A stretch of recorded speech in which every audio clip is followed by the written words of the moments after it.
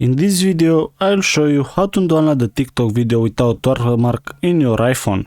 All you need to do is to go to your TikTok account. You can find any video and press share button. Now you can press copy link and just go to your Safari. Here you have this website sssstick.io. All you need to do is to paste your link here and press download.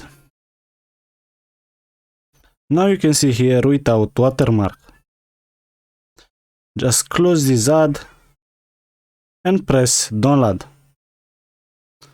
You can see down in the left bottom, you can go to downloads and you can see your video without watermark here. If you want to download in your iPhone, just press on the left bottom and save video. Now that video from TikTok without watermark is in your iPhone. I hope this video is useful for you. If yes, don't forget to press the like button, subscribe, and I will see you next time.